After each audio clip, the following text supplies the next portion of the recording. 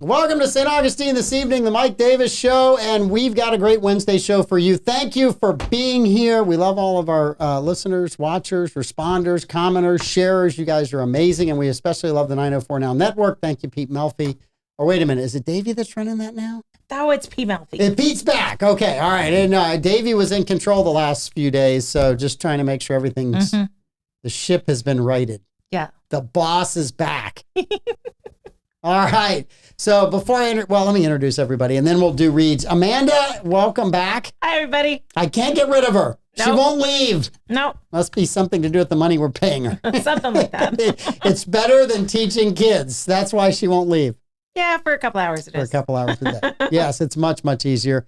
And we have our Ute reporter, commenter, Levi Moore. Levi, welcome back. Thank you. Sorry I missed last week, but we're here now, and we've got some juicy topics today. And you had to work last week. I did. You are shattering expectations of a younger generation when you say you can't do something because of work. That is true. You're shattering the people's perceptions of young people not doing anything. Listen, my life goal is to help young men return to the working class. Stop dyeing your hair purple, return to the working class, support our women, and take care of your kids. And my life's goal is to retire before all of you get there and compete against me. That's my life's goal. So, all right, let's do some quick. I just want a van with working AC. That's all I want. Are you still mad at Cog and Honda? I will forever be mad. Have they made any progress? No, they're trash. Have they suggested to you that it will get cooler if you just wait till wintertime? So they suggested to me that I was the reason the AC didn't work because when it got new Freon in the end of fall last year, and I didn't complain about it until it got warm again in April and May, that it was my fault. And they said that I had somehow added more Freon when I have absolutely no idea how to do that, nor do I have access to Freon to the new to the existing AC system. So I had overloaded the Freon, and that's why it wasn't working. But they're the only ones that added Freon, and they took no responsibility for adding too much or too little. But it couldn't have been them because it had been 4 months. 4 winter months. Yes. When there wasn't excessive use of my AC system. So it couldn't have been them because it had taken too long for me to complain about it not cooling effectively. Did they pat you on the head and tell you to send your husband in so they could explain it to him? No, he was slightly more aggressive than that, to the point that I'm not like a huge crier, that like I couldn't, like tears just started pouring down my face. And I was like, just take my money so I can leave. I'm done talking to you because this isn't going anywhere. Like you're being a jerk to me. I just want to leave. Have you gone somewhere else? Not yet, because I've been too busy to it. That's part of the problem. That's part of what took me so long to get back in, to get the AC fixed, is that I'm too busy to do it. So I'll suffer until I can't suffer anymore. Yeah. And so I had to take a road trip in my van. I was like, okay, well, I can't make that work. I can make it work around town. I can't make it work with no AC in a minivan with my children driving 6 hours. So I finally took it in, and then I got scolded like I was a stupid little girl. Don't like that, man. Just want you to know, Coggin, we're going to keep talking. Yeah, absolutely. I'm going to give Amanda every opportunity to cleanse her soul and her conscience and her psyche of what has been bothering her. Don't like Coggin. All right. Be back tomorrow for another update. Another Coggin update. The team at South State Bank is a group of bankers you can count on. Their approach to building long-term relationships with their customers is the best in the business. If you're looking for a banking relationship that you can depend on, check out South State Bank. They've got 3 locations to serve you here in St. Augustine, one on State Road 16, one on State Road 312, and my favorite, the branch over at the beach, because I don't have to go over a bridge to get to it when I'm home.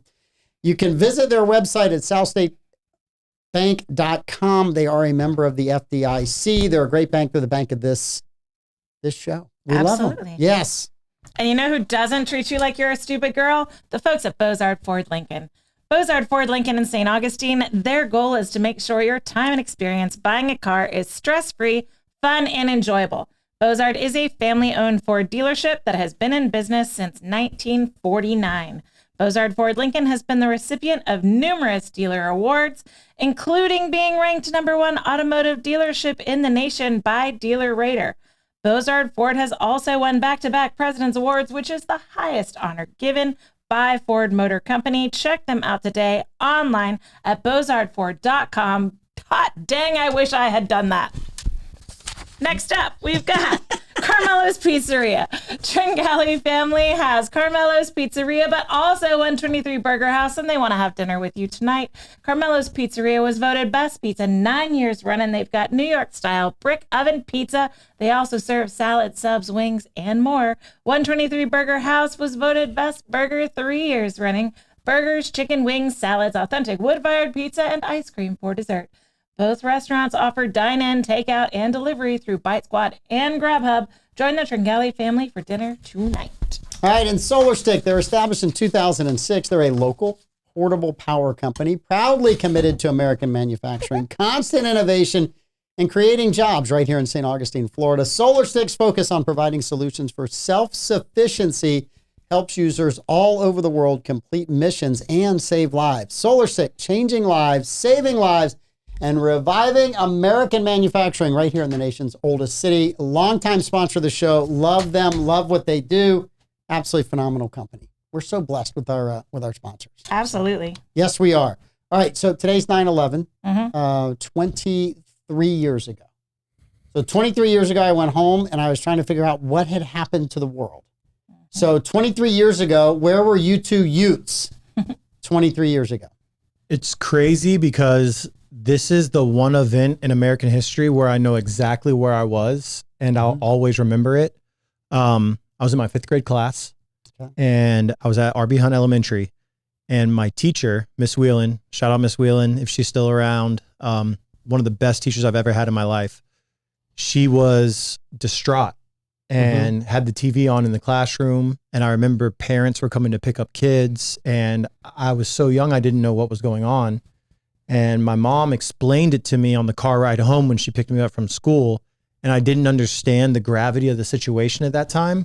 But as I got older, it's just so baffling. And yeah, that's where I was. I was in 5th grade class. How long did it take you to kind of like figure that out as a kid? Do you remember any of that? I mean, trying to make sense of it. Because there was a lot of conversations that day from people that were showing the video, hey, you shouldn't have kids watching this. Because the original live video, you could see people jumping out of the buildings. That all has been edited out and sanitized, which I'm not sure it should be, but it has been. So with how my parents raised me, they did a really good job, in my opinion. Best parents in the world, if you ask me. They didn't shelter me. They're listening, by the way. They didn't shelter me from the harsh realities of the world. Yeah. They used it as teaching points. And as I found getting older, I'll probably do the same, because as I got older, the kids that I saw were sheltered. They didn't have a grasp of reality. Yeah. And they tended to act out as they got older, versus the parents that taught their kids the harsh realities of situations like that and use it as teaching points tended to have a better grasp on the world and how it works. So shout out my parents for that. You were in New Jersey. I was in New York. New York. So it was... Sorry. Yeah, that's close. It was my second day of classes. My sophomore year was 9/11/2001. So less than a week before, I had driven onto Long Island Expressway. I had looked at the World Trade Center and the Manhattan skyline and settled in for my second year of college in New York. And then my parents were supposed to actually tour. We had already gotten settled. I had started classes. They were supposed to tour Manhattan on 9/11. And my dad decided on the 10th that he didn't want to go. He wanted to stay with me so he could have lunch with me in between classes and dinner that night. And then they were supposed to fly home on the 12th. And so everyone in my dorm was glued to the TV. We had a TV in the common room. amidst all of my dorm buildings, someone in every dorm building on my campus had a family member in the building that they couldn't get a hold of. And my school is the only school that didn't cancel class on Long Island that I'm aware of. And so I had to go to my psychosomatic illness classes, the first day of my psychosomatic illness classes that day. And I just remember that conversation with my professor and him encouraging us to not just sit and stare and watch the footage, what that could do to us psychologically. And so he encouraged us to stay informed, but take breaks so that we didn't just marinate our brain in the trauma of it. So since I had just said goodbye to all my friends and they all knew I was going to New York, I spent a lot of time on the phone talking to friends and family members about the fact that I was okay. When you're in Florida, you don't really have a perception of how far away you are on Long Island from the World Trade Center. And so there was a lot of conversation about that. The smoke from the buildings did travel along Long Island. And so we could see the wreckage. I went past it for, months after. And the initial lighting of the two beams of light, I wasn't like on the ground for that, but I was there in New York for that and saw them frequently. It was a lot. We collected gear that we sent I had friends and dorm mates whose boyfriends were in unions in New York City. And so they were the ones doing a lot of the cleanup after the initial search and rescue was suspended. And so we helped to supply them with what they needed as far as masks and safety gear that we could get on Long Island, but was all sold out around Manhattan. So it was a wild time for a girl from New York to be that close to it. Mm-hmm. I heard things that most people probably didn't, just because I did have friends whose boyfriends were at ground zero in those initial weeks of the cleanup. So, I mean, it was a lot to be that close. Yeah. So we were here at the office. There was no internet like there is today, right? So there were no live feeds. The only thing you could get was TV. We didn't even have cable at the office back then, right? So we had an antenna TV that was black and white that was probably about a 10 or 12, little micro screen. Got a call from the lumberyard. Hey, you need to turn on your TV. And so, we go try to sell black and white TV, and there's 2 or 3 of us watching it. The first reports, and this was literally right after the first plane hit. And I don't know if you remember, the first reports were, it's a small plane that hit. Yeah. Because no one had video. Later, there was a French crew that was filming that I think caught the first plane and the second plane going into the tower. But it was, everyone's like, oh, it's a small plane that hit. Yeah. It was no idea when they first started reporting it that it was a fully loaded 747 plane, right, with fuel, and it was a transcontinental flight. None of that information was available. So that all changed 20 minutes, 30 minutes into it when the second plane hit. And then everybody realized this is a terrorist attack, right? It's impossible for 2 planes to accidentally hit the World Trade Center. And that's when the whole tone of it changed. Then shortly after that, you had the flight at the Pentagon. And then you had Flight 93 that went down in Shanksville, Pennsylvania. Mm-hmm. So that all of that was rapidly kind of going through. I had family that was on a plane out in the West Coast that was forced to the ground. Mm-hmm. There were 4 or 5 of them traveling together back to Atlanta. They all had to rent a car and drive across because there were no planes for the next 2 days or 3 days over the United States. So we're trying to kind of figure out the size and the scope of it. Our office staff, some of us went to lunch at Larry's Giant Subs out here on the north side of town. It's no longer there, but and it's the quietest I've ever been in a sub kind of. No one was talking. Everybody was watching the TV. It reminded me of 1986, January, walking into the Florida Southern cafeteria after the Challenger explosion. Mm-hmm. So I had walked to class, Challenger blew up again because there's no internet. People found out things at a much slower rate, even with TV. Walked into the cafeteria, couldn't figure out why it was deathly quiet, then walked in the fraternity house and saw all the video footage because there were no TVs in the cafeteria. Yeah. I think I might have heard someone say, I think the Challenger blew up, and you're like, well, that's ridiculous, a Challenger. Yeah. That would never happen. And of course it had happened. So Yeah, it's amazing how much faster news moves now because people shoot video on their phone and then put it out there. And I have said this for years. The next tragedy like that happens, and unfortunately there will be another one, you're going to see video footage of it. There were phone calls and recordings of phone calls from people calling their loved ones, but there was no footage from inside. The next time it happens, people are going to be live streaming, posting on social media that this is what's going on. And the horror of that is going to be going to be driven home at a level that most people have never seen. Because you talk about, the fires being so bad that people were jumping out of the building. And the next time there'll be video of that before they jump out of the building. So I just think it is, I feel bad for the 3,000 people that were lost. I feel bad for, horrible about all the first responders, the firemen that went charging up into that building, trying to save and help people and at a complete disregard for their own lives. And a lot of them died. Yeah. So I shout out to those families. Shout out to those families and people that did that. Yeah. I mean, that was, and then the people that worked the pile and all of those that have been injured and sick because of what was in the pile. Because there was so much stuff that's in a building that when you collapse it like that with that much heat, it then has, aerosolizes. Yeah, it just has horrible effects on people. So anyway, I just I feel bad for all of them, and I know that they're still battling some of that, the effects of that, and trying to get paid for that, and so praying for all of them. It's really unfortunate, but in times of great tragedy like this, you see the best in mankind, and you see the potential the good potential that we have, like our ceiling for it. And it's really unmatched. There's an infinite ceiling for good. Yeah. And, I do think that evil is capped. I don't think that love is capped. And, you see these people that they didn't even have family members that were there charging into the building that's burning, that they know is probably going to collapse, that they know they're probably going to lose their lives, but they're willing to sacrifice themselves to save civilians. And, you see all the problems, all our differences, everything that the media pushes down our throat to try and divide us in times of great tragedy. All that is thrown to the wayside, and you really see the true good in humanity.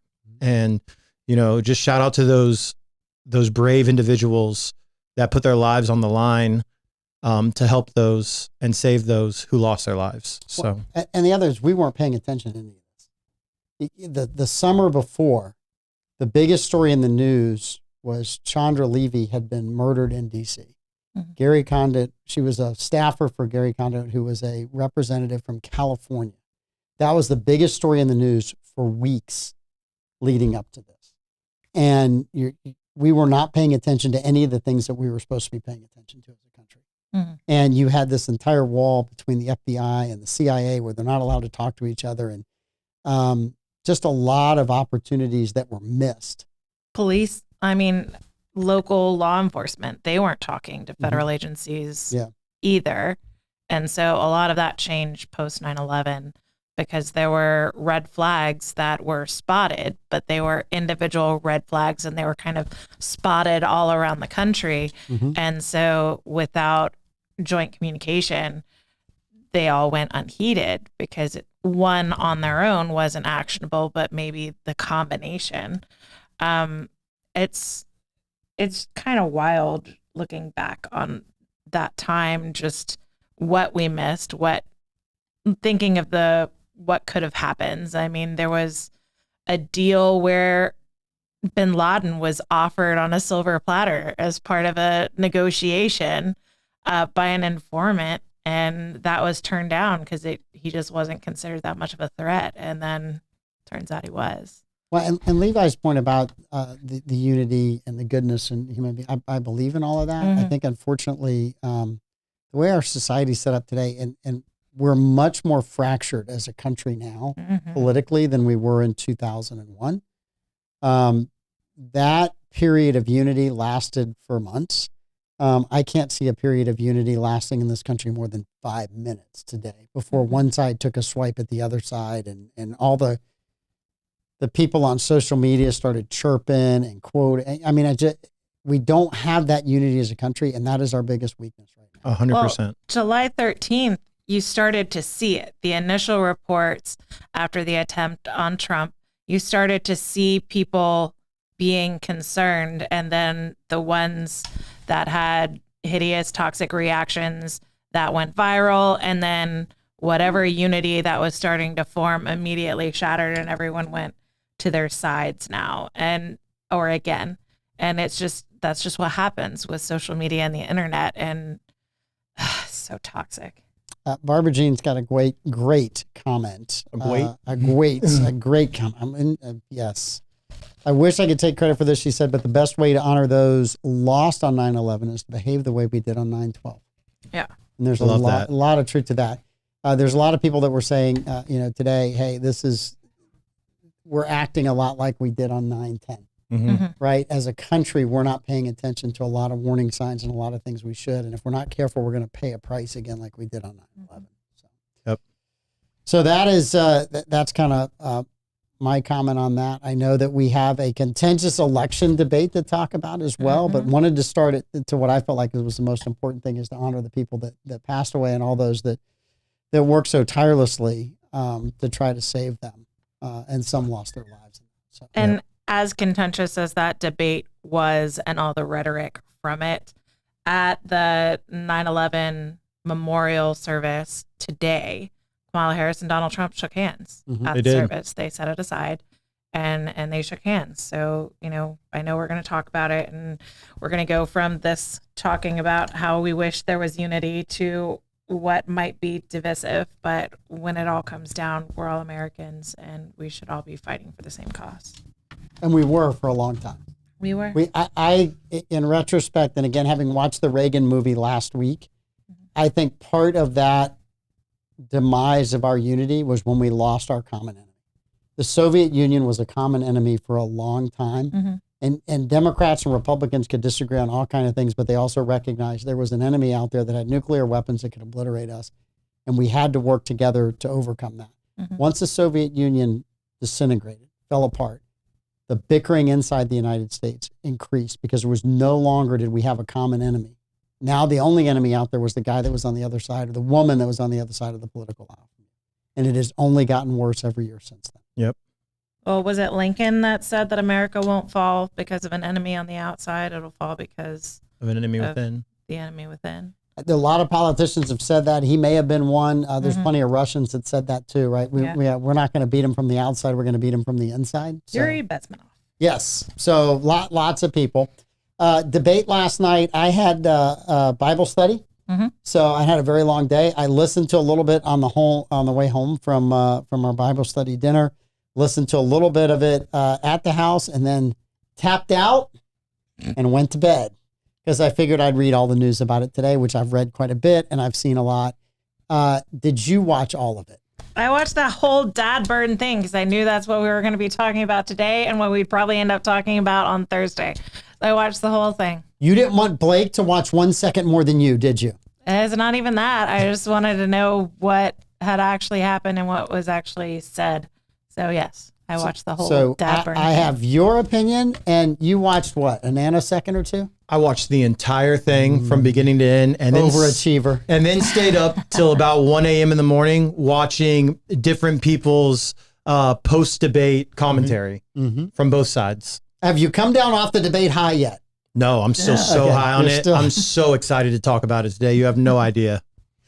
So what, as the youngest person on this show, and a demographic that both of these parties are looking for, what did you see in the debate? You lean conservative. I do lean conservative, You lean very conservative.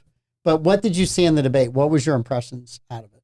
Okay, so first off, my very first thing I want to say is that I believe that all political debates since probably 2016 have been clown shows. And this one was no different. It was picking on each other, telling lies about each other, false claims, all kinds of stuff.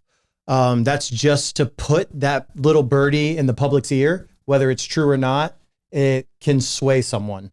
My takeaway from the debate was that I thought that Kamala Harris did better than Biden. Obviously, all she could have done was just stand up there. She could have done better than Biden. I thought that Trump fell for a lot of her bait, and vice versa. She fell for a lot of his bait. To me, my personal opinion, I think Trump is so tired of debating politicians. He looked like he doesn't have to be up there doing this. He's a multi-billionaire. He could be chilling in Mar-a-Lago playing golf every day. I think he really cares about, he's really concerned about the country. Yep. And he's really concerned about the state of the country. And he genuinely just wants the country to be better. And I think he looked tired of debating politicians. You know, it was a clown show, man. It was 3v1. It was 2 moderators and Harris versus Trump. He was fact checked constantly with mainstream media facts, I should say, which is propaganda for the most part. Quotes around facts. Quotes around facts, exactly. And she was never pushed once by them on anything she said. Yes. Even though she was making false claims. And you got to think Trump's used to that, because since 2016, it's always been him against whoever else was on the stage and whoever the moderators were. Yep. Trump has never had a moderator that said, excuse me, whoever's running against Trump, Biden or Clinton or now Harris, you're wrong about this. And that's not an actual fact. Yep. Not one time. But Trump has been fact checked correctly, incorrectly, more incorrectly than correctly, numerous times. Yep. So you kind of expect that when it starts, that, hey, these guys are going to throw all in, and try to just be complete idiots about this stuff. So, And I just want to say one thing. People made a big deal about him talking about Springfield and the pet eating thing. It was confirmed that there was cats that they caught the immigrants eating, and there were also geese. I don't know about dogs. I couldn't find anything about dogs, which he did say. Yes. But there were pet birds and pet cats that were confirmed that happened. So he wasn't entirely wrong about that. Yep. And that's a huge issue.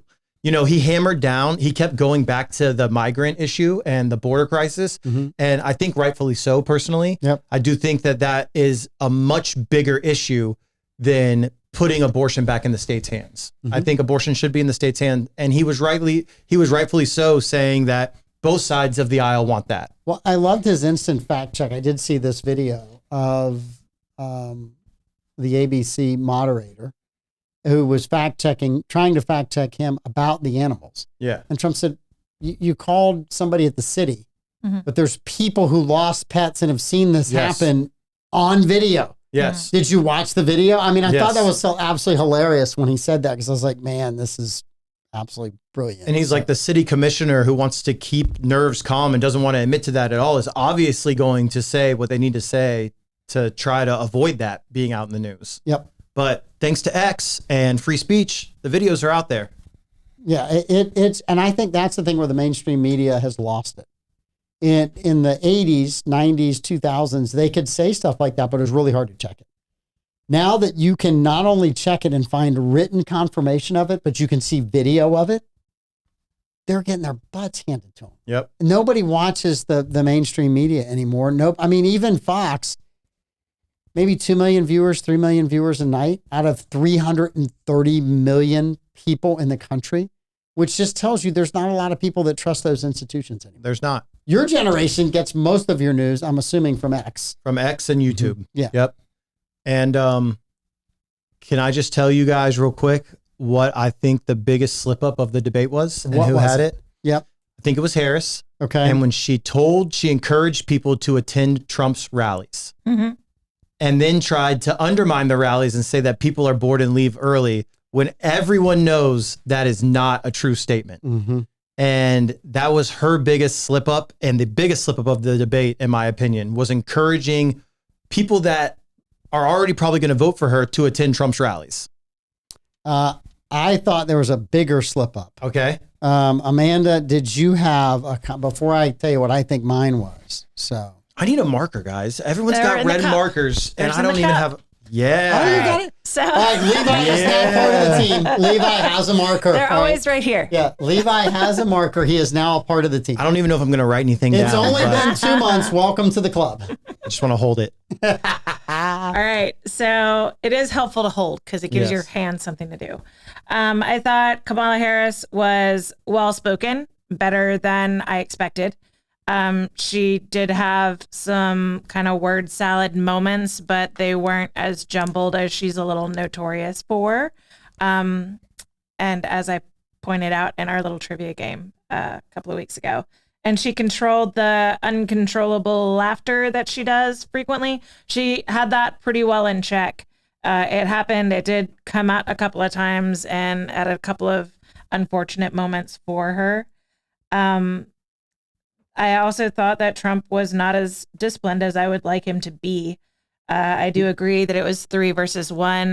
The male moderator, I don't even remember his name, but someone did a breakdown on his work as far as comments on Trump and Harris. And he has reported, I'm going to undershoot it, it's somewhere between 96 and 98% negative against Trump. So 100 stories. Was it David Moore? Was that a guy? I think so. Yes, David Moore. So out of 100 stories, at least 96 of them were negative against Trump and 100% positive for Kamala Harris. So ABC as a whole. 100% positive. Yep. ABC as a whole on their coverage is reported 100% positive on Harris and 93% negative on Trump. Yeah. So he's even worse than ABC as a whole. So it was 3 versus 1, but also the fact checker. So I watched I kind of went in and out of the CNN fact check post debate. And I think they said that Trump had somewhere in the 30s of lies and Kamala Harris had 1. Now, you know a single one. You know that's a lie because she's a politician. Mm-hmm. Every sentence she utters could be laced with a lie because that's what politicians do. So when they say that, you know that is a bold-faced lie. So, so project was a frequently referred to word that just, it started to irk me because it just kept hearing about, I've got a project this or project that, and I've got a project that I'm working on to get this fixed, whatever. I heard the word project a ton for zero explanation for what that was going to be. I also heard opportunity economy a lot for someone who did not explain one bit about it outside of giving a tax write-off to business owners, tax credit for business owners. She's going to increase it from 5,000 to 50,000. 0 words as to how she's going to make that jump. And she, for someone that only lied once, according to CNN, at least in the initial fact check. Well, here's the thing. She completely reiterated the very fine people line that has been thoroughly debunked. He was not talking about the bad guys from World War II or the new generation of them. If you listen to that entire clip, you hear that he's talking about the people on both sides of the statue issue that were there. And then he immediately disavows the new incarnation of the bad guys from World War II. Project 25 lie was also mentioned again. This absolutely disgusting and insidious lie that women suffering from a miscarriage are being refused medical treatment because of state laws, which they're state laws that Trump had nothing to do with, and she kept calling them Trump bans. They're not Trump bans. He had nothing to do with them. They were enacted at the state level. That's the beautiful thing about Roe v. Wade being overturned, is that it's a state level. It no longer has to be a federal issue, even though they spent a ridiculous amount of time talking about something that's no longer a federal issue. But the lie that women suffering miscarriages are bleeding out and dying because doctors are too afraid to treat them is absolutely insidious. The IVF lie is absolutely insidious. It's 100% debunked. It's not a thing. And she just kept lying about stupid junk that we all know is lies. And it was driving me crazy. So quick thing. I'm going to pick on you real quick. Okay, Amanda? Go for it.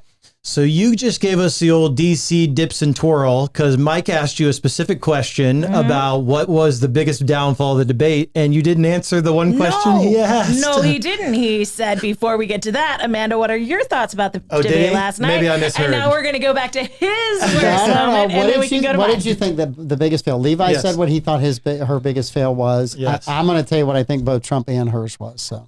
So Trump's biggest fail, he had a few moments where it looked like he had so many things that he wanted to say kind of jumble up. And being someone that is on a podcast and I do say things off the cuff frequently for an audience.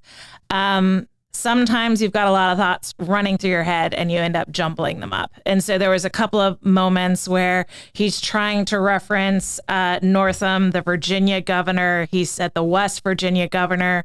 And that moment, that infamous moment, is him talking about the treatment of babies, unwanted babies, that are born before the mother can have an abortion, and how those babies are treated. He was trying to reference that in getting to the Born Alive bills, and the way he went about it gave them an opportunity to say he was lying. And that was one of the moments where ABC moderator, the chick, fact checked him and said that it's a lie. Those are not legal. Okay, so Born Alive bills are something that are a thing, and Kamala Harris. And Governor Northam in Virginia made that comment. Yes, he made did. that comment. It's you can pick it up, just Google it, and it's there, right? That's how stupid. And so, had they been unbiased, they would have said, "I think you're referencing a podcast interview by Governor Northam and not legislation that he proposed." Had they been unbiased, that would have been the clarification, not the clarification that she gave. But Trump fumbled his words at that moment.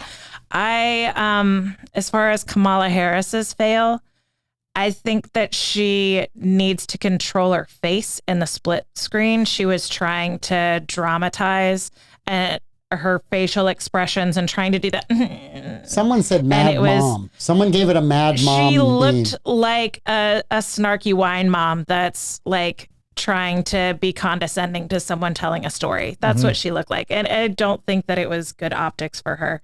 And that was throughout the entire thing. So, okay.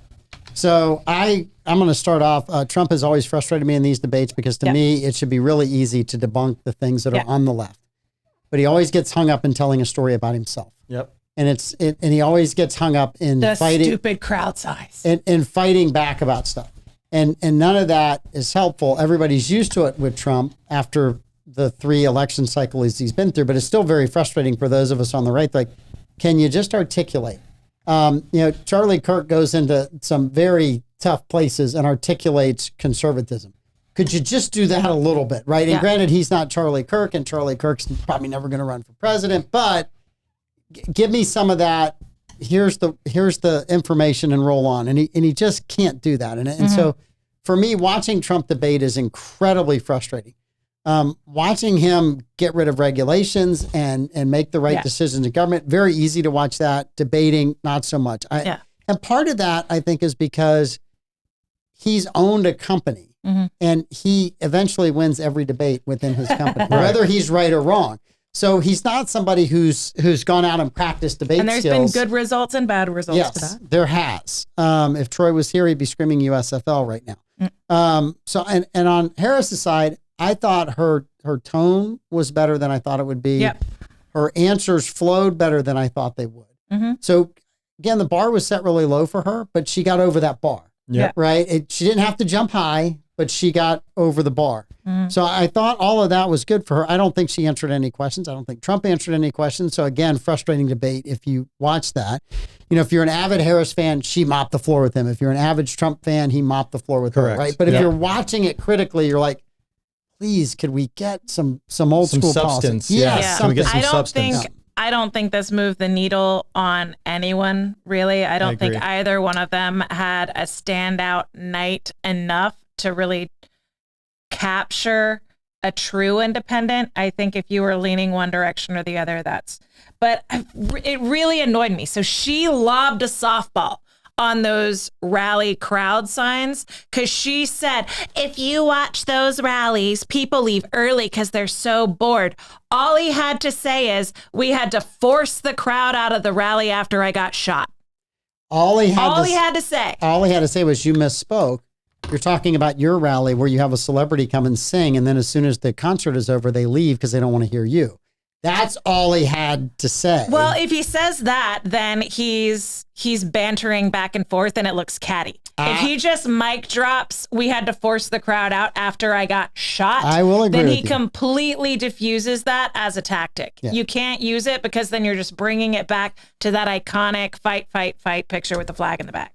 Josh, I don't think she had an earpiece in. I know that there's some people that have, said. Did you see Alex Jones's take on that? Did you see the video he made? I haven't seen Alex Jones's take, but it is very hard to have somebody talk in your ear.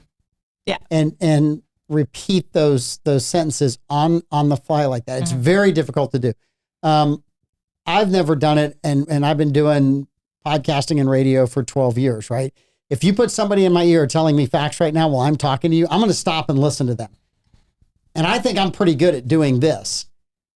She's not good at doing this. So if you put somebody in her ear, I think that's a total disaster, and it would have been far worse. To be fair, you're a dude, and dudes aren't great at multitasking. So speaking from someone... Did you say something? I was looking at my screen. So I have been producing live streams for over 4 years at this point.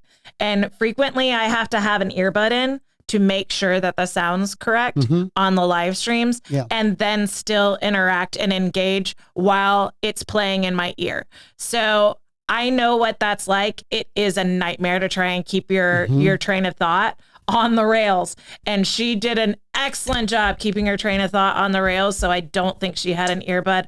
Also, someone has found that style of earrings. It's an $800 pair of earrings from Tiffany's. I think that's the real conversation, because she opened up with, I'm just a small town middle class girl wearing $1,000 in your earlobes.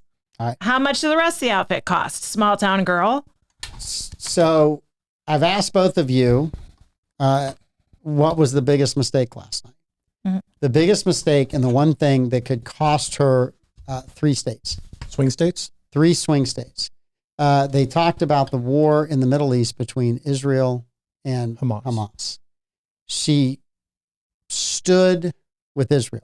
I stand with her. She made it very clear where she stood, because to be a moderate, that's what most voters want. There is a slice and a segment of the Democratic coalition that is a huge Muslim segment. We've talked about this on this show. They do not look at American politics the way the majority of other voters look at it. They're a single issue vote. So there's those of us that it might be abortion, it might be the economy, it might be defense, it might be the border. We go, okay, but you're going to look at other issues as well. This is a group that looks at the war in Israel, does not like Israel, thinks Israel should be completely defunded by the United States. And she said, I am going to stand with them. So let me give you some numbers. In Michigan in 2020, Joe Biden won by 120,000 votes. In the primary, in the Democratic primary, where less people show up to vote than in the general election, 100,000 people boycotted voting for Joe Biden and voted for someone else. So I think all of them will hold to that. Not all of them, but there's going to be one of the states where the option was someone else. Someone else, right? They wrote someone else, or they voted other, or they put something else in. The majority of them were Muslims upset over the war between Israel and Hamas. And Joe Biden's handling it. And Joe Biden's handling of that war, and the U.S. funding and supporting Israel. She had to say that last night. Otherwise, she looks like she's a radical. I don't know how she'll govern. My guess is she'll do whatever she wants to do when she gets in office and what'll be politically expedient. So I think she is now on the verge of losing Michigan, Minnesota, and Wisconsin, because they all have large Muslim populations. If they do not show up to vote for her, she is in deep trouble in those 3 states. She cannot win without those 3 states. It's not just that population, though. I mean, we saw the protests on college campuses, and one of the Democrats' strong demographics are college-educated young people. So her stance runs counter to a lot of those protesters on college campuses. So it's not just that population that she may have endangered. She might have, which young people don't frequently actually get out and vote, but they answer polls for some reason. And so who knows what that will relate to on November 5th, is it? I don't even know. I'm going to vote early anyway. And I will say this about the debate, and right now there's a lot of talk about, will there be another debate? Regardless of who the media tells you who won, the candidate that's asking for another debate is the one that has looked at their push polls overnight. Yes. And realizes I didn't close the deal. I need another one. Not whether or not I won, but I didn't close They immediately the deal. They immediately asked for another one. Which is also frustrating because Trump did a town hall with Sean Hannity because Fox had invited both candidates to a debate and she refused the Fox debate, which, you know, she's not there. They're not her number one fans. That's not her target demographic. But a lot of people on Fox don't like Trump either. And the last time there was a Fox debate, there was a lot of people angry about how Trump was treated by the Fox moderators. So yes, it's seen as the conservative channel. I would argue that it's not as conservative as it's portrayed to be. But the moderators from Fox did not treat Trump nice the last time there was an actual debate on Fox. And so this would have been the second one. The Fox News one happened and it ended up just being a town hall because Trump showed up, but she wouldn't. Well, Trump has said no Brett Baer and no Martha McCallum. He has said that I'll do Fox, but I'm not going to do that. Well, they were the ones last time, right? Or Megyn Kelly. So I think, yeah, and Megyn Kelly has a complete thing. Troy, you had a comment. I'll bring the backup documentation for you tomorrow. There's a whole story about that it is Muslims that are upset about this. There's a Muslim movement not to vote Democrat because of the U.S. support and funding of Israel. So yes. I'll bring that to you tomorrow. I'll print it up and bring it, but it is there. I didn't make it up. I'm not working for ABC, Troy Blevins. I do research. But the other, she's asking for another debate. One, I think it's because her team thought she did much better than they thought she would do. And two, it didn't move the needle, right? It didn't. It's not going to close the gap with her. If Trump's smart, he will not go into another lion's den. He will have it stacked against her. That would make her say, no, I'm not going to go do the debate. I would, heck, let's get Joe Rogan to do it. Let's get Elon Musk. Let's get somebody out there other than a media person who's a shill for one side or the other, and let's critically have them do it. I've said this since 2016, and I'll keep saying it. Joe Rogan would be the best moderator for a debate. He has the most experience in long-form conversation with opposing parties. He's very, very neutral on all topics, open publicly about it. And, he gets hate from both sides because he's so neutral. I think he's the best platform for it. I think he wipes the floor with everyone else when it comes to having a neutral conversation over topics that are sensitive. And I just would love to see it happen. I don't think it will happen. I think the Trump campaign is being smart about it, and they will go on Rogan 2 weeks out or so. That's my prediction. Rogan has said he won't have him on. We'll see. We'll see. It would be, I don't think the Harris camp will let him go there because they have blistered Joe Rogan for some of the things he said in 2020 and 2021 as the government. But here's the thing. We're all talking about we want an unbiased moderator for the debates, right? He doesn't like either one of them. Like, you can't argue that Joe Rogan is sympathetic to Harris.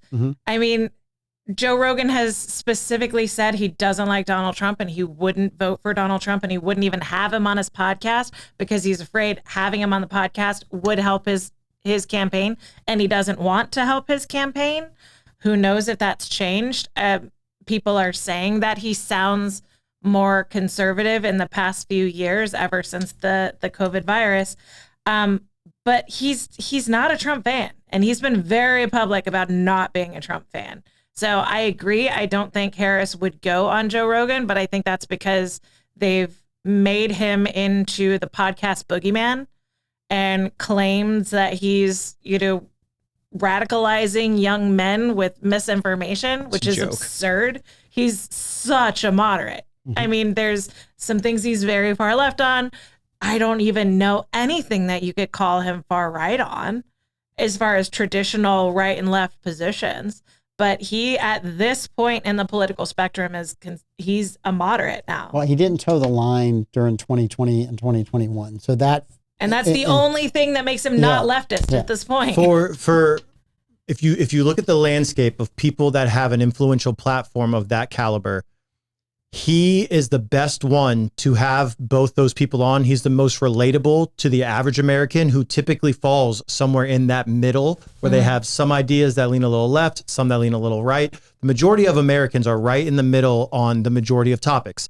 And he would ask the questions. He's the most relatable, and he has been for years.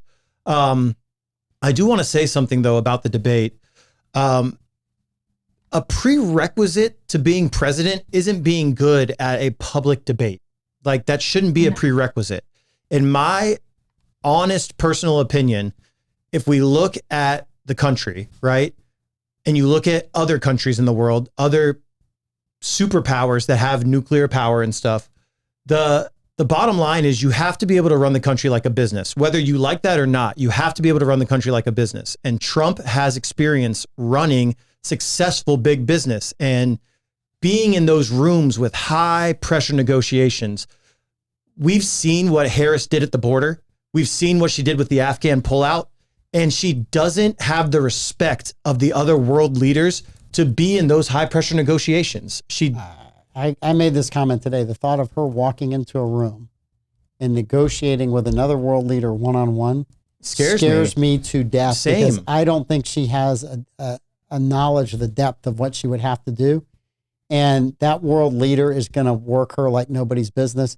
There were a lot of people that complained when Reagan did one-on-one meetings with Gorbachev.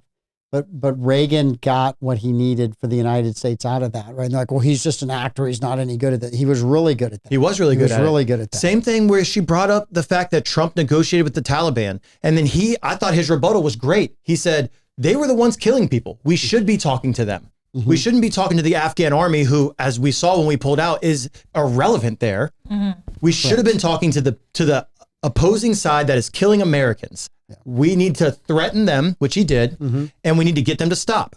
And for her to say that he wouldn't have been good in that situation, and her to say that because if he was in office, Putin would have his eyes set on the rest of Europe, is ridiculous. Putin, I agree with Trump. He probably would have never invaded Ukraine if he was in office. Yeah. And, it's just mind-boggling to me that she would say that she cares about small businesses, that she would, when she had 3.5 years to care about small businesses. Also the economy was on an upswing when the November election happened. Yep. And when they took over, we had momentum to recover back to something close to where we were in at least 2018, 2019. And it immediately, that first day, and he signed all of those executive orders, something like 83, I don't even remember, where he just undid everything that Trump had done, and the economy came to a screeching halt. Gas prices went insane. All prices went insane, but gas prices were the first one that everyone was talking about. I mean, we see what happened with Putin during the Obama years. The only time Putin was chill and wasn't saber rattling and invading his neighbors was those 4 years that we had Trump. So Trump doesn't even really have to make an argument. He could just say, look what happened under Obama. Yes. Look what happened under my 4 years. Look what happened under these 3.5 years. That's all he really has to say. And that's why it was so frustrating to watch it, because he was getting so caught up in all the things he wanted to say that his message was getting completely lost. He could have been very succinct. Levi's going to send, you've got a stat. I do. I have a stat here. This is numbers. Numbers never lie, right? As a contractor that you have to do the numbers. And if the math doesn't math, then it doesn't work. Doesn't work. So here we are under the Trump administration. This is inflation by administration. Under the Trump administration, energy as a total category, that's gas, electric, fuel and oil, natural gas, negative 0.7 on inflation. So it went down by 0.7%. Under the Harris and Biden administration, it is inflated over 40%. Transportation under Trump, 2.1%. Under Harris and Biden, 32.9%. Groceries under Trump, 5.9%. Under the Biden administration and Harris administration, 21.6%. And the list goes on and on and on. Send the list to Amanda. We'll get it posted up tomorrow. I did send it. Yeah. Okay. But we've got about a couple of minutes. And so I want to kind of bring this back, because we talked about when did negative campaigning really begin and how bad is it and all these other things. Oh, it's always been a thing. It's always been a thing. So if you go to mentalfloss.com and you look up Thomas Jefferson and John Adams. Okay. Oh, that's a fun one. All right. So negative campaigning in the United States can be traced back to John Adams and Thomas Jefferson. In 1776, the dynamic duo combined powers to help claim America's independence. And they had nothing but love and respect for one another. But the 1800 political parties had so distanced the pair that for the first time and last time in U.S. history, a president found himself running against his vice president. Things got ugly fast. The Jefferson camp accused President Adams of having a hideous hermaphroditical character, which has neither the force and firmness of a man nor the gentleness and sensibility of a woman. In return, Adams' men called Vice President Jefferson a mean-spirited, low-lived fellow, the son of a half-breed Indian squaw sired by a Virginia mulatto father. Canceled. So when we talk about how bad it is now, right? Canceled. It was really bad back then, and it got so bad, Jefferson hired a hatchet man. So Jefferson had someone out there spreading lies that Adams wanted to start a war with France. Voters bought it or didn't buy it. I mean, this story says that they did, and Jefferson won the election. But the two never spoke again. I think they died on the same day, July 4th, hours apart. They did reconcile. Did they reconcile? I believe they did. Okay. If I've got my history correct, I believe that they did reconcile. And here's my last. But did they speak or did they reconcile by letters? Yeah, they wrote letters. Yes. Well, they were old by that point. Here's my final thought I want to leave with all the listeners is the bottom line is the Democrats have been in office the 12 out of the last 16 years. Yep. They've had their fair shot at running our country. And I can't say that we're better off for that. We're only worse. Inflation's out of control. The dollar is devalued on the global market. We need a change. And we need someone in office that is not scared to put his foot down, not scared to use the big stick theory, not scared to put the fear back in these communist leaders in other countries. So, you know, they've been in office 12 out of the last 16 years. We obviously need to change if we want America to stay a superpower and we want the dollar to stay the global reserve currency. So, you know, that's my thoughts. And how long have you worked for the Trump campaign? I have not worked for the Trump campaign. I feel like I've been working for it since 2015 because I was a supporter of his. And it's like, I still get like no phone calls and nothing. Troy, however, has been invited to all kinds of things at Mar-a-Lago, but you know, some of us sold out.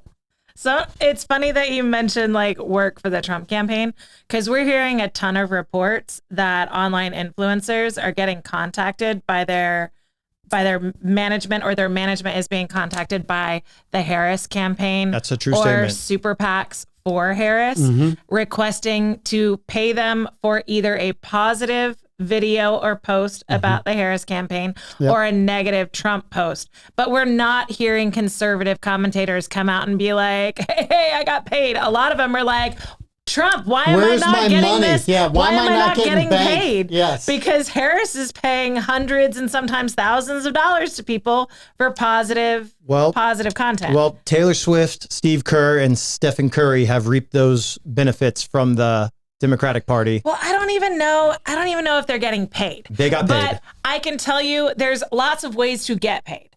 I don't know that they received a check. But do they get special favors? Do they get considerations? Invited to all the right parties. Yes, invited to all the right parties so they can network with all of the right billionaires and all of the right people so that their life is easier. As you know, I work in the creator space with big time influencers, and I have it on good authority that they were paid. And I also know that the Harris campaign reached out to one of the largest streamers in the world, Kai Cenat. He's a Atlanta-based streamer, a African-American streamer. Big reaction to that. And he went on his live stream and talked about it and said, hell no. Yeah, he had a big reaction So to that. Take that as you will, but one party's paying for media influence and the other party is not having to do that. So let's see what happens. All right. Tomorrow morning, the morning show will be here. We will be back tomorrow. There's a show in the middle of the day that's like the most fabulous show in the entire world. It's amazing. It's the best show ever. Davey Hartzell's on it too, so you should watch for him, even though it's the best show ever. And then tomorrow night we'll be on with the Bollocks Boys. We've got some trivia. I am sure that Blake and Lenny and Troy. No Blake. No Blake tomorrow. We got no Blake? I don't believe we have Blake for trivia tomorrow because he asked me to cover for him on Bollocks. So I actually know what we're talking about on Bollocks, but I'm not going to give it away. Is he boycotting because of his streak of wrong answers? No, he has another job. Flagler needs him tomorrow night. And so he asked me to cover for him. So I don't believe he'll be in with us. Well, good for Blake. One last thing. My brother and I leave for Vegas tomorrow. Yes. He is playing in the biggest Warzone tournament, biggest video game tournament in his category to date. It's $1 million prize pool. And you can tune in on twitch.tv/Super Evan on Saturday and Sunday at 3 p.m. Eastern time. Josh is watching now. So will Josh be watching Evan play? Josh will be watching. He's a great supporter. Josh, you're the man. But how many positive Harris videos does he have to make in order to get that bank? I'm just asking. He is on the Gamers for Trump side. So we might make a t-shirt and put all the proceeds to the Trump campaign. Nice. Let's do it. You'll be invited to here. You'll be back here to talk about it because no one gets invited to Mar-a-Lago. All right. This is the Mike Davis Show, St. Augustine this evening. We will see you guys tomorrow night. Thanks, y'all. Bye.